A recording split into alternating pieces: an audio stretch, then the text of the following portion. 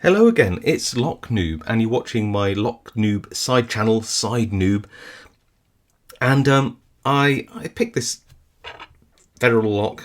It's a 406HE with an Adapta J40 lock on the inside. Now, unfortunately, my recording stopped as I was just about to gut the lock, which was a bit of a shame. But I suppose what I can do is a reassembly video.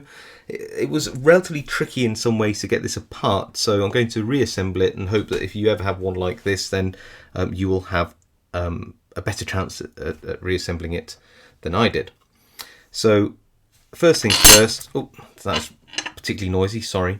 Let's populate the key pins, and in this lock they were all master wafered, but there was enough grease on there that I should be able to maybe even grab a couple at the same time.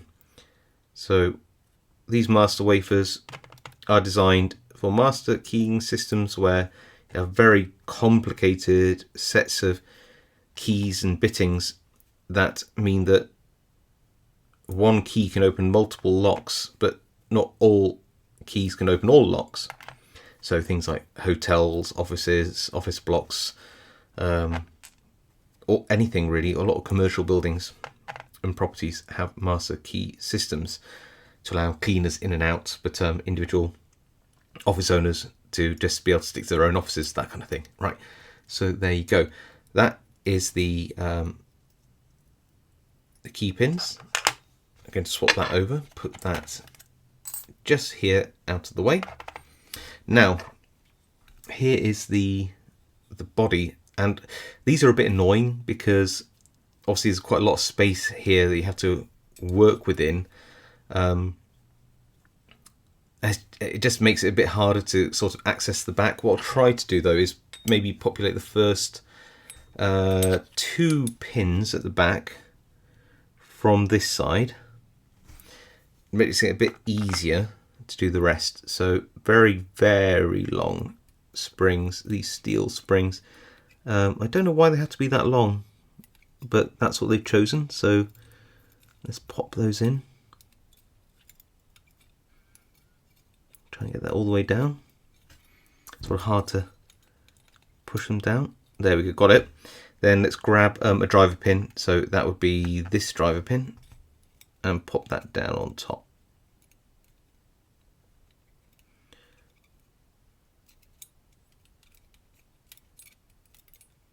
Always hard. These are actually short driver pins.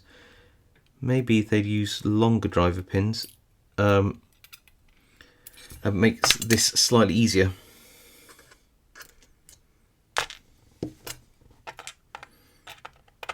And then these shorter springs, which would have been more helpful as well. I think they just made the reassembly of this just a bit more annoying than it needs to be because of their choice of springs. Right, I've got that. Push it down. Move one up.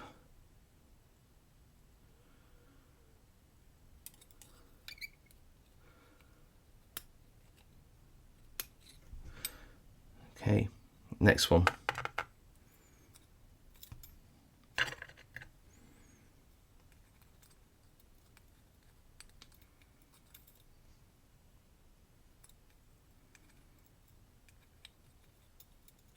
Got it. Okay. Turns out that actually I was on pin 3 there, which was absolutely fine for me. It does mean that you have only, oh, thought I got that, 3 to do one side, 3 to do the other. If you can do that, it honestly makes it a whole lot easier. There you go. Got a pin trapped against the follower.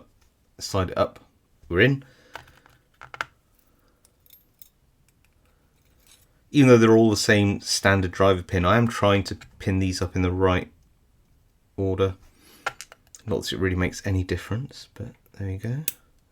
Put that in. Right, now I've got those 3 in, I'll slide it all the way to this side. And do the same with this on the front here.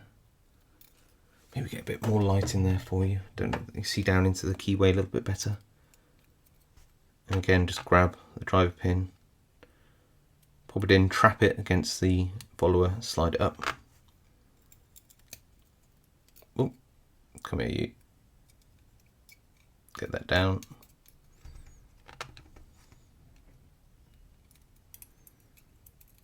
Same with the driver pin. A bit beveled on one side, this one. So I'll take advantage of that, put that in. And then the last but not least, the only security pin in this lock, which was this spool pin. It's equal either side, so it doesn't matter which way around I put it. So I'll pop it in that way and we're good. Right, that weirdly isn't the hard part.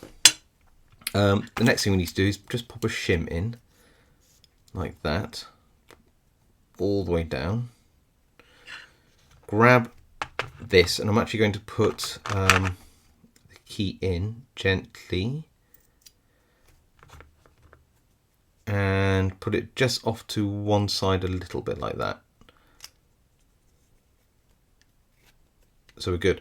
But what I need to do is remove the shim out. I can. There we go. Push this bit back in just a little bit. And then just flip it up. We need to put this little spring down here. Now, this engages with... Oh no, it's sprung somewhere. I found it. Phew. There we go. This engages with a ball bearing. Get in there. There we go. Which in turn engages with a little detent on this actuator. I don't know. Stop. I really don't know what to call that bit. So and there's a little ball bearing here, and that will sit there. Now, this is the hard part, and something which I think a shim would be useful for. But for now, let me just pop the cam on. Has a way round. There are some teeth here, which I believe has to engage with that part of the lock there. Then this needs to go on. So what I'm going to do is just pop this on there. Okay, good. So, oh no, I've lost the ball bearing. This is why it's going to be so tricky. Ball bearing goes on top. Shim sort of lies on top a little bit, if I can. But I might have to push it all together. And then that's going to go in sort of sideways. Okay, so let's do that. Like this, see? I think we might have done it. I think, haha. So then, I need to turn that until it engages, then push the whole thing back, like that. Okay, good. Now, no, see, you can hear that?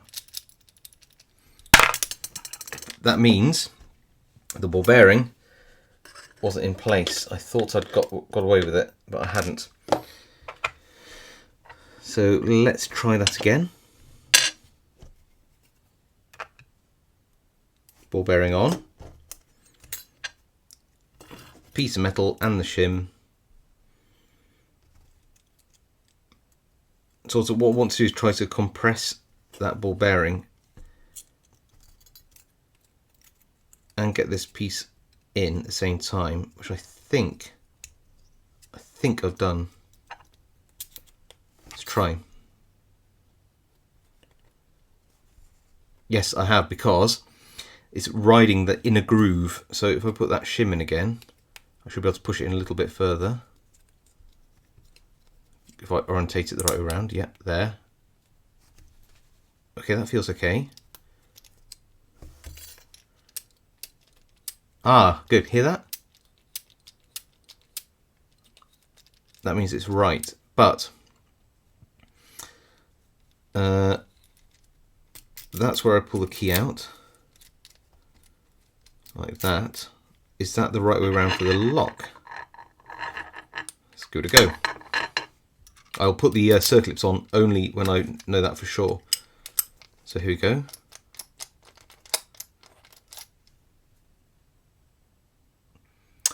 And what's happened here is that well, I'll show you.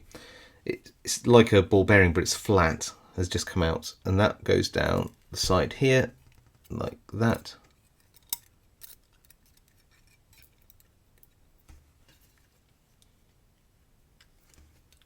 There we go.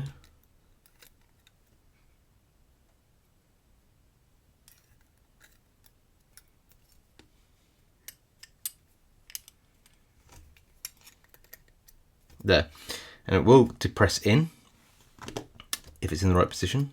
That goes in like that.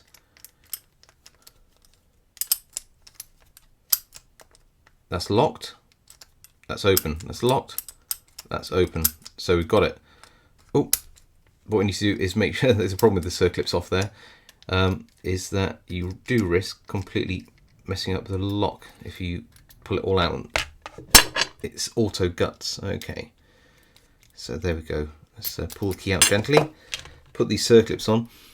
Now, here you'll notice that you've got these pieces in the tail which actually are engaging with the cam. That's good, but you also notice that these circlips have a flat piece, and if you try to slide them on over there, they'll just basically trap inside and be all horrible. So you've got to try and find a position by which, somewhere like that, the circlip will go on without digging into those two tail pieces. So it's a little bit of a trick. This one's going to be a bit easier. So just slide that on any old way, and that'll go on like that. This one is a little harder because I need to find a way which will slide over, and I think that there should do. Yes. If it's not quite right, then you can use the hook end of the gut wrench to move it to a position where it's fine. Okay, let's check that again. Nice. Good. And then, don't think the ball bearing's come back out, so that goes in like that. Pull it out. Screw this back on.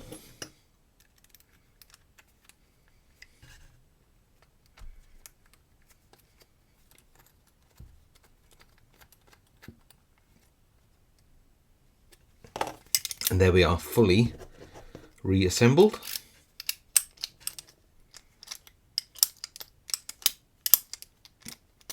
Perfect. Phew, there you go. Even putting it back together was a bit of an adventure. And yeah, that's why you've got to always take care when you dealing with mechanisms and locks you haven't dealt with before. Well, I hope you found that interesting. If you like this kind of content, want to see more of it, do drop me a like on the video, comments. It really helps, and of course do consider subscribing. If you haven't seen my main channel, Lock Noob, and you're really into lock picking and lock tool design and reviews, then of course go over there too. I'd really appreciate it. Okay, I'll see you all next time.